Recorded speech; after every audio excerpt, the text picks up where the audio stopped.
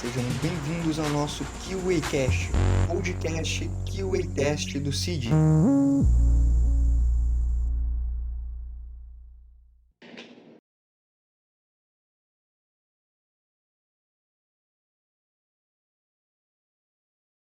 Bom dia, boa tarde, boa noite para você que está aqui acompanhando mais um vídeo do nosso queridíssimo QAcast. Aqui quem vos fala sou eu, RGB, apresentadora mais querida do QAcast, até porque não tem outra, então não teria como alguém ser mais querida do que eu. Autoestima lá em cima. Obviamente, né? Sou eu, sou apresentadora, então tenho que jogar lá em cima mesmo. E hoje a gente vai falar um pouco com vocês sobre testes não funcionais. E comigo aqui hoje estão então os senhores Gabriel Vindurian e o senhor Vinícius Camacho.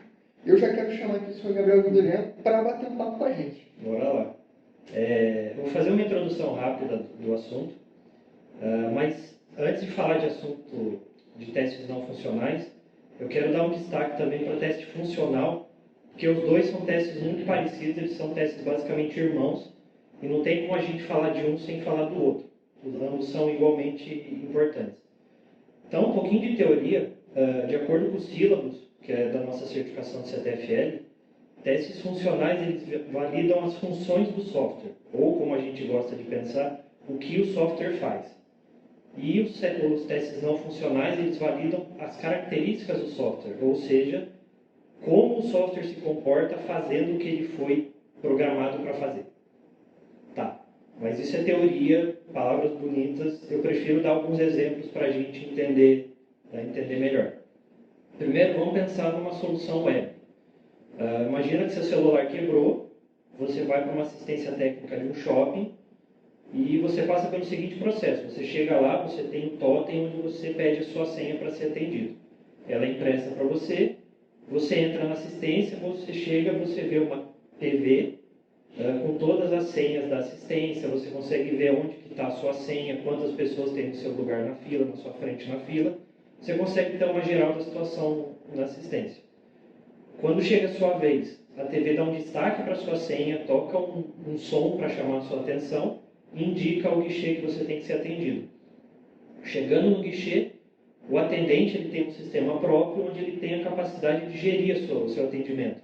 Ele consegue saber quanto tempo ele está levando para te atender, ele consegue te encaminhar para uma outra pessoa ou fechar o seu atendimento.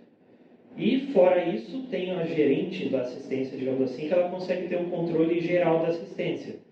Então, ela consegue ver quantas senhas estão lá, quantos atendentes estão logados, ela consegue ter todo um status de tudo que está acontecendo. Isso tudo que eu falei são características funcionais, que os testes funcionais pegariam. Então, se o totem foi impresso, se a sua senha aparece na TV, se o atendente consegue gerenciar seu atendimento, se o gerente consegue gerenciar a assistência, isso tudo são características funcionais. Mas aí então, o que seriam as características não funcionais que os testes não funcionais validariam? Se quando você olha na TV da sua senha, você consegue entender aquilo bem, é fácil de você captar, beleza, a minha senha está ali, faltam muitas pessoas para serem atendidas, eu vou ser o próximo. Se quando existem várias pessoas no lugar, o sistema se comporta bem, quando tem várias senhas lá, várias pessoas, o sistema responde bem, ou se quando existem vários atendentes logados ao mesmo tempo, se o sistema também se comporta bem, se eles conseguem fazer as ações dele tranquilamente, se pelo fato de ter várias pessoas logadas, o sistema não dá uma engasgada. Ou, partindo para um outro viés, se uma pessoa PCD chegar na loja, ela consegue usar o sistema bem, ela consegue perceber, consegue chamar a senha. Isso são as características não funcionais. Nesse caso aí, por exemplo, se o PCD se ele consegue ouvir o que está chamando a senha dele, se ele consegue ver na TV de uma forma clara qual é o número da senha dele, isso seria não funcional. Isso. Se quando ela vai chegar, ela vai pedir minha senha. Uhum. Se tem algum jeito dela perceber, sei lá, eu vou fazer reparo do meu celular. Quando eu clico no totem, ele dá uma resposta para mim falando, você clicou na opção tal. Nem eu acho que nos celulares hoje tem o talkback. É esse tipo de resposta para a pessoa conseguir ir lá sozinha, por exemplo, e não ter nenhum problema. Contraste da TV, caso a pessoa tenha uma deficiência visual, esse tipo de coisa. Então, já dá para vocês perceberem que as características não funcionais elas são igualmente importantes do que simplesmente o que o software faz. E partindo para um outro lado, falando em celular, imagina que você baixa um programa na sua loja de aplicativos favorita, só que você abre ele faz tudo o que ele tem que fazer. Só que os menus são confusos, ou, pior ainda, você percebe que ele está consumindo a sua bateria muito forte. Dali 1 a 2 horas de uso, a tua bateria já foi embora. É uma outra característica não funcional que a gente vai abordar aqui hoje, que são a duração da bateria. Mas é outra característica que, se acontecer com você, não adianta o aplicativo funcionar bem. Se a tua bateria for embora rápido, você não vai gostar de qualquer jeito. E trazendo um exemplo um pouco mais real para a gente, talvez seja de um nicho um pouquinho mais fechado, mas vai dar para entender. No mundo dos games, ano passado, em 2021, teve um jogo chamado Cyberpunk 2077. O rapaz aqui está dando risada, eu acho que ele sabe. Ele passou pelo que eu vou explicar para vocês. Ele estava na lista dos jogos mais esperados de 2021. Estava no topo dessa lista. Inclusive, ele tem o Keanu Reeves, que é o Neo lá do Matrix, filmão, by the way. Ele tem um personagem lá, mas não veio ao caso. Lançou o jogo e pouco tempo depois o pessoal começou a pedir reembolso e tiveram até que tirar o jogo da loja onde ele estava sendo distribuída. Por quê? Além de bugs, de testes funcionais, também o jogo estava sofrendo muito com problema de performance. Então, é um jogo já pesado, mas mesmo assim, pessoas que tinham computador, hardware, para isso não estavam conseguindo ter uma experiência suave. Eles jogavam e era como que você tivesse em câmera lenta. E só pelo que eu fiz aqui, eu acho que eu já irritei vocês podem imaginar o que o pessoal que estava jogando sentiu. E o jogo passou o ano inteiro, ano passado, recebendo atualizações, bug fix e tudo mais para melhorar esse tipo de coisa. E teve uma repercussão bastante negativa. Então, resumo de tudo isso. Não adianta você ter um site, um aplicativo para celular, ou um jogo que seja ele foi feito com as características funcionais do jeito que tinha que ser. Ele faz o que tem que fazer. Não adianta se ele não fizer isso bem, porque vai atrapalhar os usuários tanto quanto os testes funcionais também. Posso fazer uma vez só aproveitar, já que você já falou de Cyberpunk? Por favor.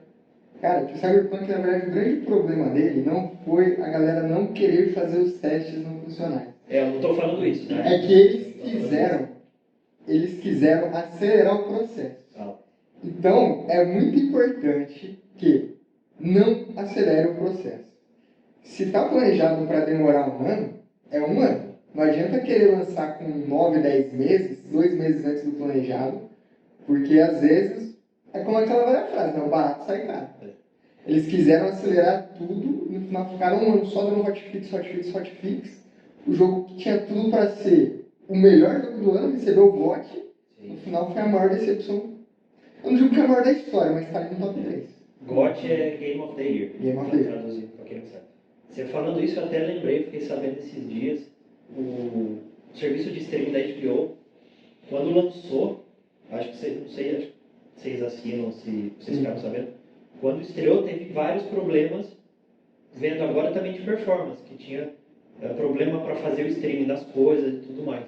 Recentemente eu descobri que eles fizeram isso porque o lançamento do Disney Plus estava perto e por causa de competição, não é que eles adiantaram que nem o RGB falou, eles lançaram o software sem estar pronto, sem todos os testes. Então, tempo é importante, seguir o planejamento é importante, teste funcional e não funcional é importante também. É sobre isso e mais que o pessoal vai comentar aqui hoje. A gente vai falar de teste de bateria, de acessibilidade, de performance, começando pelo teste de bateria, certo, Sr. Vinícius? Certo, Gabriel. Então, pessoal, falando um pouquinho aí de testes não funcionais para bateria, acho que é importante a gente comentar como que a bateria foi descoberta, né? Ela foi descoberta nos anos de 1800, tá? Pelo Sr. Volt.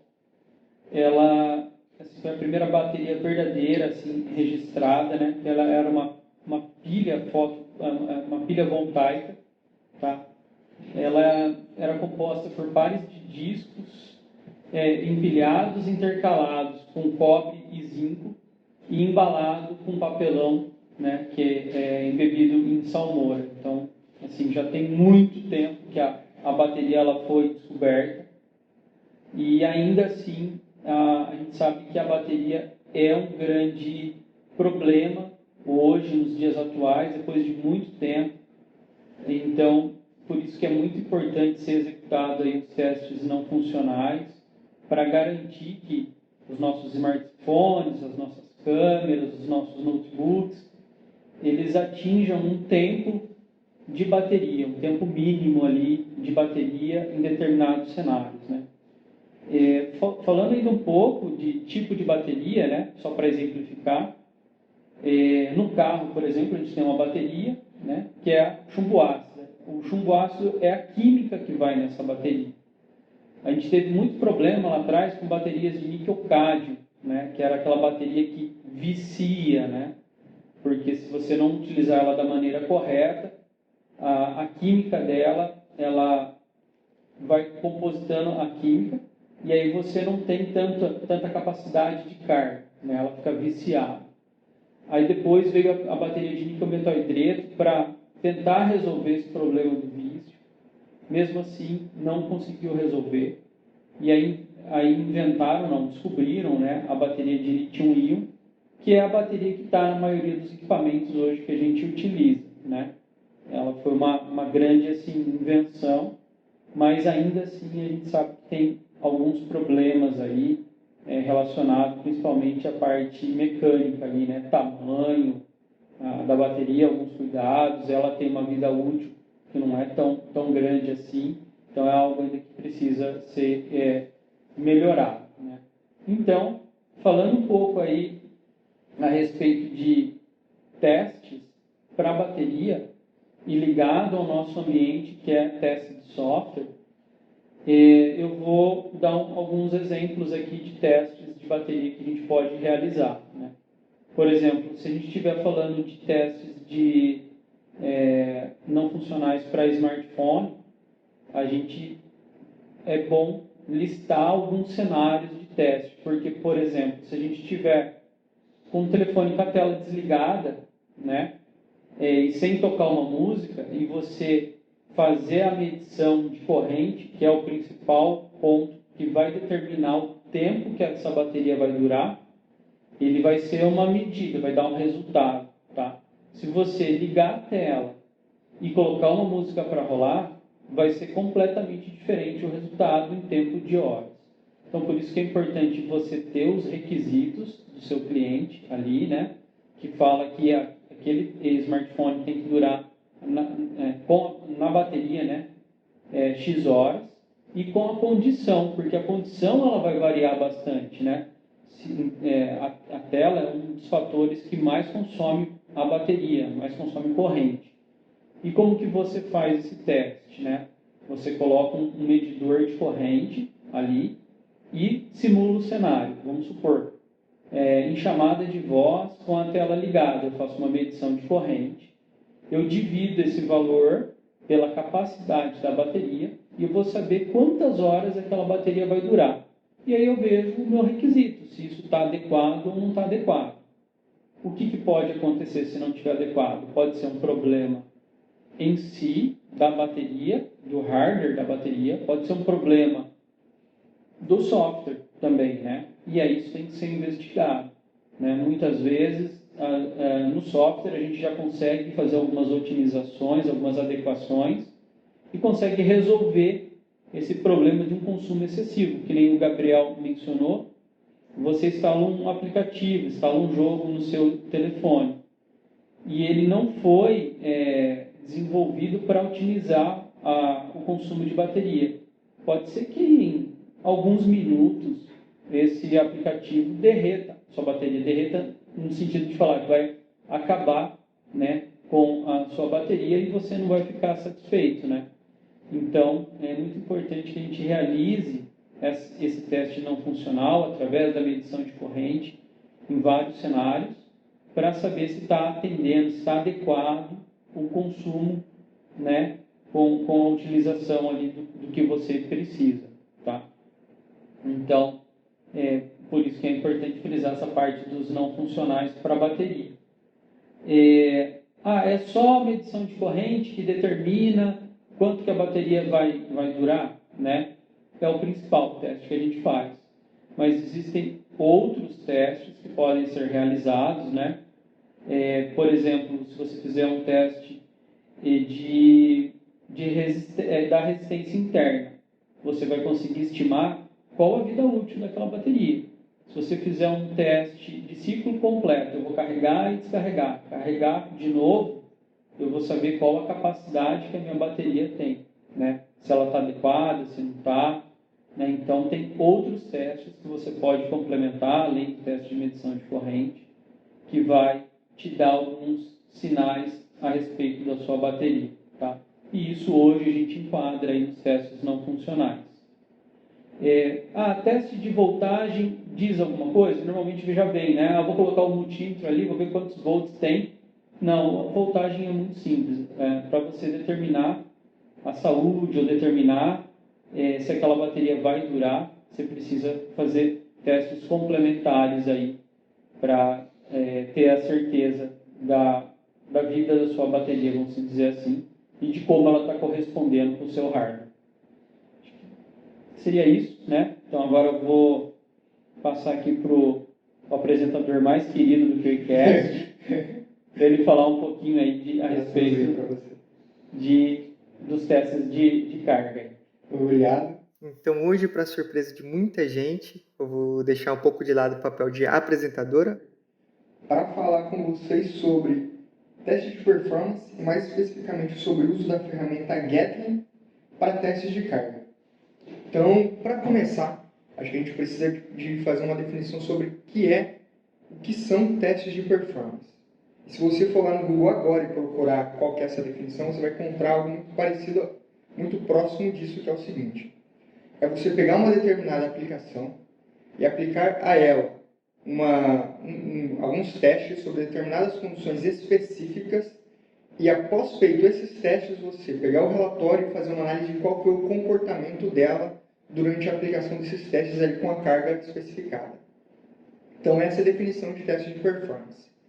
A ferramenta Gatling ela é uma ferramenta que ela é utilizada para testes de performance, mais especificamente para aplicações web, onde a gente consegue fazer vários tipos de teste, então teste de carga, teste de estresse, teste de pico, escalabilidade, concorrência, entre outros testes. Porém, ela é muito mais utilizada para testes de carga e testes de estresse, que de forma geral, com outras ferramentas que se parecem com ela, são realmente os que são mais executados. A ferramenta Gatling, um pouco agora sobre a história dela, ela foi criada em 2012, então a primeira versão ali foi liberada em 2012, mas somente em 2015, quando a fundadora Stephanie Landelli, presidente da Gatling, ela conseguiu montar um grupo de trabalho e conseguiu disponibilizar essa ferramenta de forma open source. Então, a partir de 2015, ela passou a ser de código aberto, onde qualquer pessoa conseguiria entrar ali no site da Gatling e baixar a ferramenta e conseguir utilizar ela. Antes de eu falar um pouco sobre o funcionamento do Gatling, eu acho que é importante a gente falar sobre a diferença entre teste de carga e de estresse, porque é bastante comum que as pessoas confundam os dois. Então, qual que é a principal diferença entre os dois, apesar de eles serem bem semelhantes? Imagina que você tem um site onde você vende roupa. E você quer fazer alguns testes lá. Então, o teste de carga seria o quê? Para verificar qual é a carga máxima que esse seu site, essa sua aplicação web, ela consegue suportar. Então, você tem essa sua página, esse seu site onde você vende roupa, você quer descobrir quantos usuários, por exemplo, de forma simultânea, o seu site vai conseguir suportar. Então, você faz alguns testes, chega ao valor numérico lá que é de 20 usuários. 20 usuários de forma simultânea utilizando o seu aplicativo, o seu site, vai conseguir rodar normal. Esse foi o seu teste de carga, você conseguiu descobrir qual foi a sua carga máxima de trabalho. O teste de estresse, a gente utiliza essa mesma informação do seu teste de carga, que é o 20 usuários, e estressaria a sua aplicação para verificar o ponto de ruptura em que ele para de funcionar. Então, no teste de carga, a gente pega a sua carga máxima e simplesmente aplica ali num curto período de tempo para ver qual que é o tempo de resposta dado ali para cada usuário. No teste de estresse, a gente vai pegar essa mesma carga e aplicar num tempo muito maior. Então, por exemplo, no teste de carga você utilizaria 20 segundos, no teste de estresse você utilizaria 5, 10, 15 minutos até, às vezes até mais, dependendo de como for a sua aplicação. Se ela for muito boa, ela vai suportar um estresse maior. Até você encontrar o ponto onde o seu site ele vai sair do ar, ou o ponto onde as respostas vão começar a dar timeout, e é nesse momento onde você percebe que você vai perder cliente, porque você não vai mais conseguir vender. GB, acho que você falando isso aí, vem um cenário na cabeça aqui, bem curioso, não sei se está ligado a isso ou não, acho que você pode me corrigir, que é Black Friday, né? Black Friday. Não é isso? Sim. Black Friday, você tem uma coisa para perguntar? Não, acho que é um exemplo bom de teste, né? Sim. Os caras ficam ali monitorando o negócio. Que a Black Friday acontece o seguinte, é comum que os preços eles caiam, entre aspas, e com isso o volume de pessoas utilizando o seu site ali ao mesmo tempo ele aumenta. Então é bem comum que, se por exemplo você não tiver feito o seu teste de carga de estresse adequadamente, o que vai acontecer quando você estiver tentando vender ali? Não vai conseguir. Não vai conseguir, porque seu site vai cair. Vai ter mais usuário do que o seu site foi construído para suportar. Então, o seu site pode ficar de fora do ar, não sei, por 1 hora, 2 horas, depende de como for, quão bom for o seu TI para conseguir colocar o seu servidor de volta no ar. Então, assim, se eu quero garantir a minha venda na Black Friday... É melhor fazer esse teste. Eu recomendo fazer o teste de carga e o teste de estresse só por garantia mesmo. Beleza. Eu não lembro assim de cabeça algum site recente que tenha dado problema, mas eu acho que não é incomum acontecer esse tipo de problema. Acho que na verdade é bem comum numa Black Friday, ou então, por exemplo, final de ano, perto de Natal e Ano Novo, onde é comum as pessoas fazerem bastante compras, ter algum tipo de problema semelhante. Venda de ingresso, né? Agora, venda de ingresso. Coldplay esses dias anunciou ingresso, ninguém conseguiu. Quer dizer, conseguiram comprar, mas várias vezes Coachella? fora. Não. Eles anunciaram alguns shows aqui no Brasil, aí a gente foi tentar comprar várias vezes o site Fora do ar. Fora do ar. É justamente esse problema. Não fez, ou pode até feito o teste, mas não analisou os resultados de forma adequada. Que é uma coisa que pode acontecer também. Aí seguindo então, a gente já tem essa diferenciação do que é carga e do que é estresse. Sobre o uso da ferramenta Getter. Existem 2 formas e, do meu ponto de vista, eu adoro essa ferramenta porque ela é universal. Você não precisa de ter um conhecimento muito grande para poder utilizá-la pelo seguinte.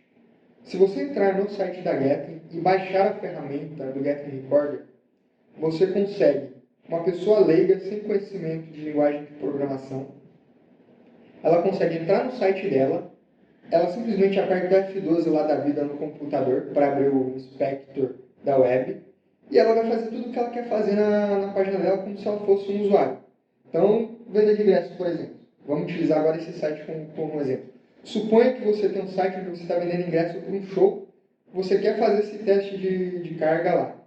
Você vai fazer como se você fosse um usuário. Então você vai lá, compra um ingresso, 2 ingressos, 3 ingressos, 10 ingressos, às vezes você vai levar toda a sua família para o show, você cancela, você limpa o seu carrinho, você compra tudo de novo. Então você faz todas essas ações que um usuário normal faria. Feito isso, com o seu Spectre lá aberto, ele vai ter pego todo o seu histórico de utilização.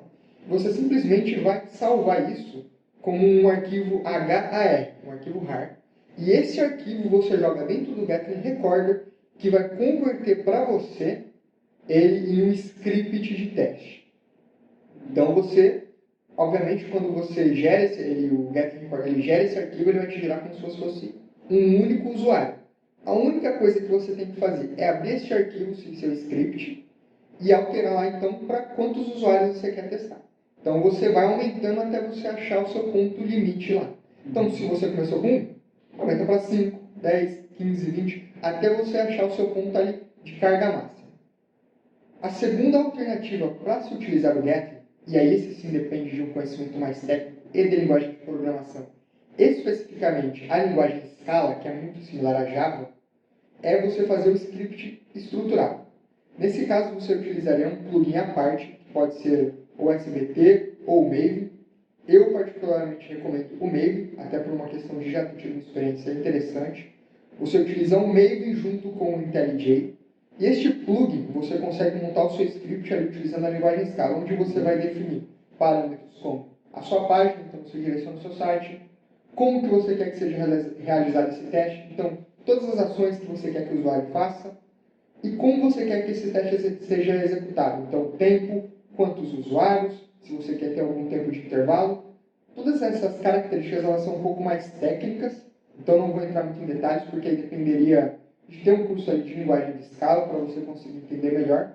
Mas essas são as duas formas de você utilizar o Gatsby. Então você percebe aí que ele é universal. Você não precisa de ter o conhecimento para conseguir utilizar ele. Então se você é, não sei, de repente uma loja de fundo de garagem, vamos dizer assim, e você quer fazer o teste, você pode. O Gatsby ele é uma ferramenta de código aberto, como eu já citei. Então você vai lá abaixo, sem conhecimento nenhum, você consegue fazer esse teste e garantir que o seu site, a sua página, está lá ali disponível e consegue atender pelo menos uma demanda média. Obviamente que existem alguns picos ali que de repente acima do esperado, mas pelo menos para você garantir uma funcionalidade básica.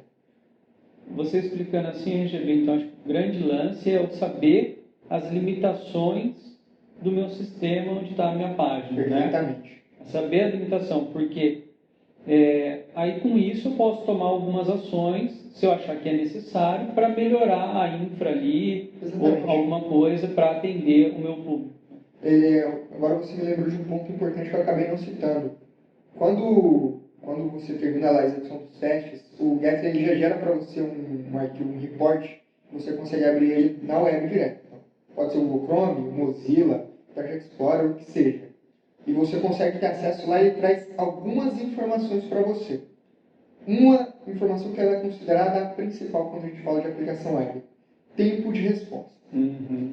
Então, se o tempo de resposta para o seu usuário está, por exemplo, eu cliquei na ação de comprar lá, preenchi o meu carrinho, cliquei na ação finalizar a compra. Meu tempo de resposta, se ele ficar ali 10, 15, 20 segundos pensando para a minha resposta, já vai ser algo que vai incomodar o usuário. Então, essa é uma das informações principais, mas ela não é a única que vem.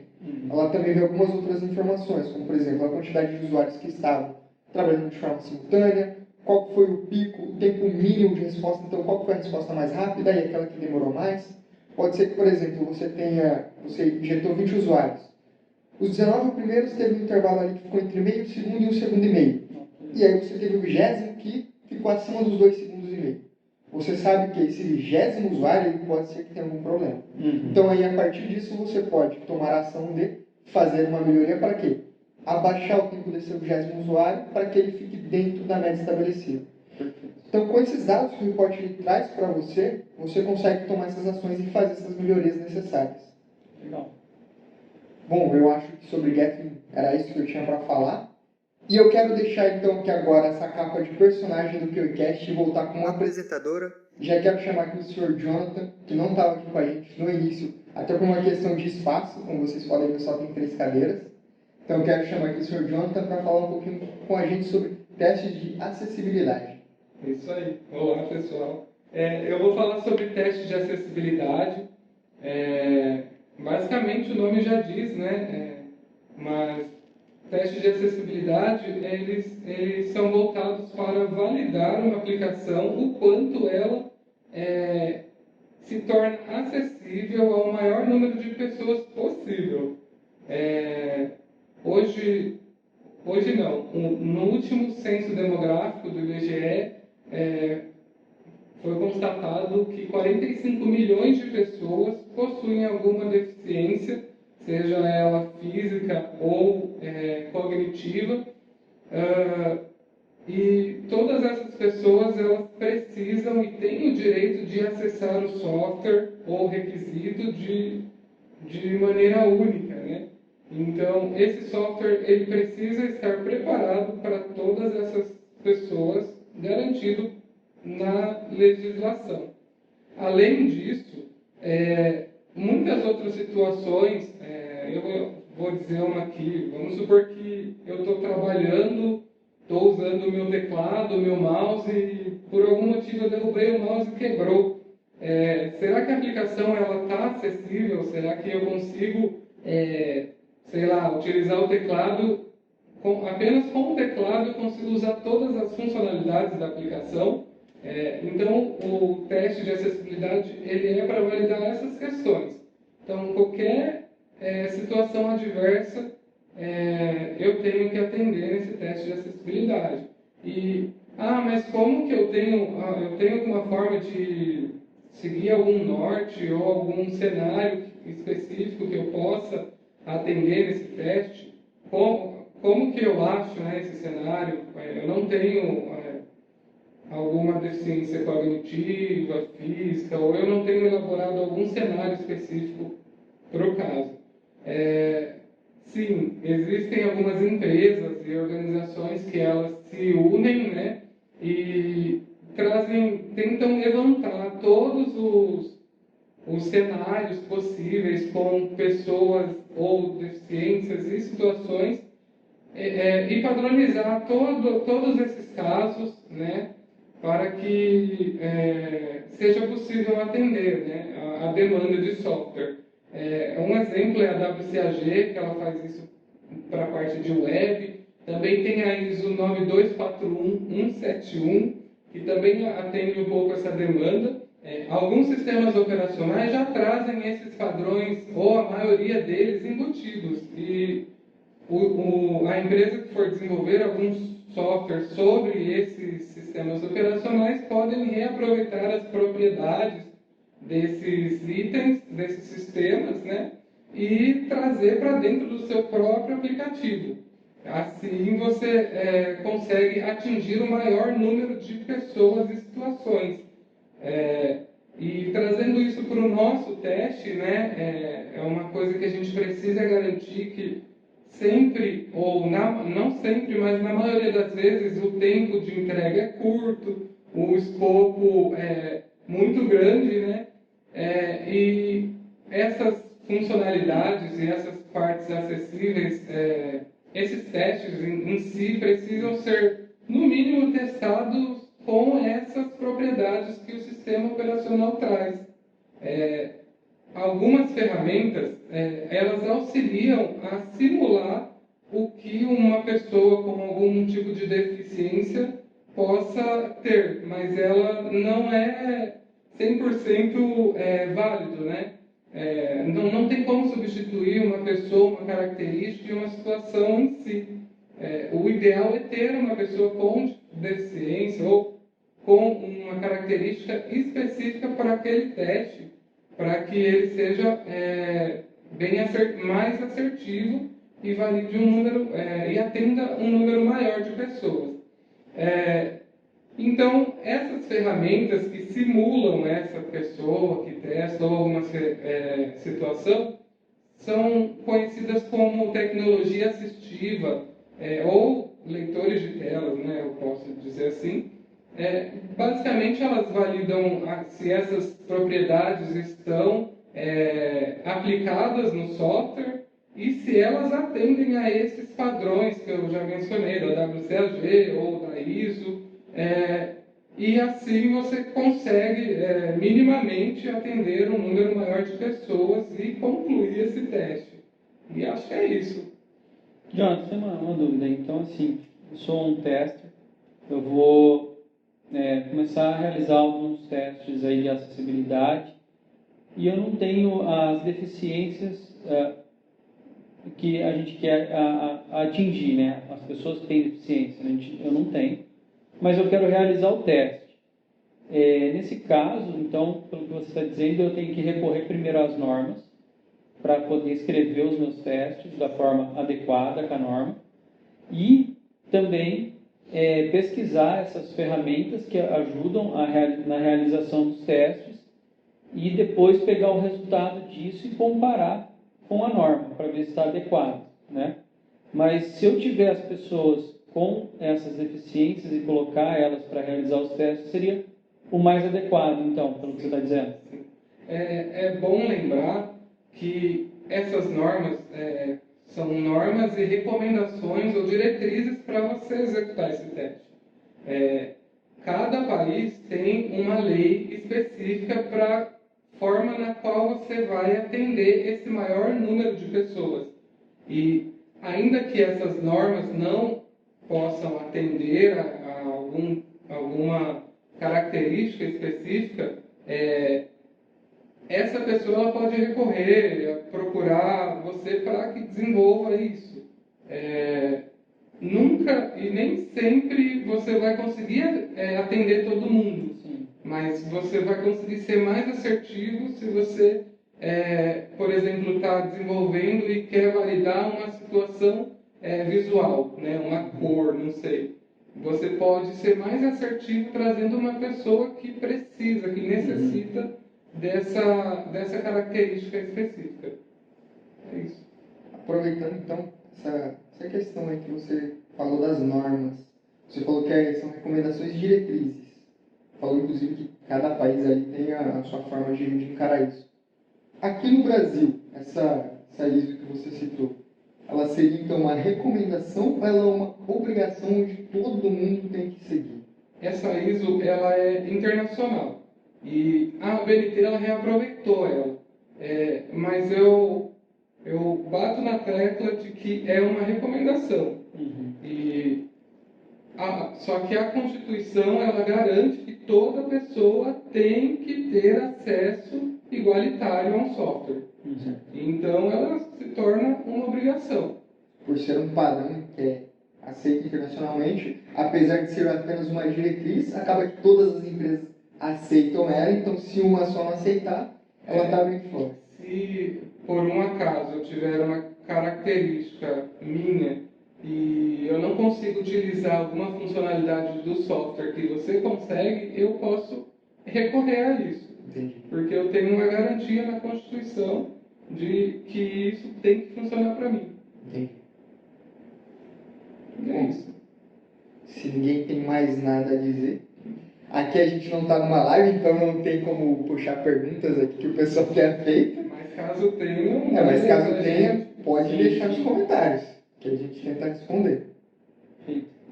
Se ninguém tiver mais nada a dizer, então só gostaria de agradecer a presença do Jonathan, do Vini, do Gabriel, que não está mais aqui no vídeo com a gente. E quero agradecer você que assistiu até agora o final dessa gravação desse vídeo. Espero que vocês tenham gostado, seja realmente um assunto interessante, que tenha tirado algumas dúvidas de vocês e que tragam novas, porque a gente só aprende se tiver dúvida para a gente poder correr atrás e aprender. Então, quero agradecer, muito obrigado e até a próxima. Tchau. Valeu. Você ouviu ao QAcast, o podcast do QA Test.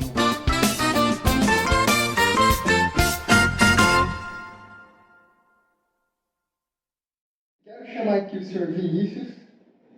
Opa. Perdão. Erro de gravação. Eu esqueci seu nome. Sr. Jonathan.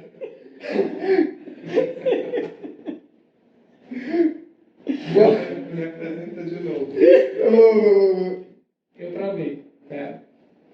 Vamos voltar. Travei de novo. Calma, cadê o branco? O problema é que tá gravando. Se não tivesse. Se não tivesse gravando, eu tava aqui. Se falar, se não tá gravando, não ia Tá. acontecer. Gente, tô com a palavra na boca da língua. Na boca da língua. Ai. Tá, eu vou cortar isso tudo, porque eu não sou desse.